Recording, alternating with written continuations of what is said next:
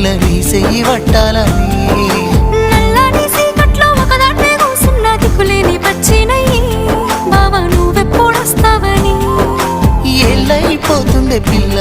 ఎన్నెలొచ్చింది మన బతుకులా ఏలైపోతుంది పిల్ల ఏలు వట్టంగా వస్తున్నాగా ఇన్నాళ్ళ ఎడబాటు ఎడవాసిపోతుందిలే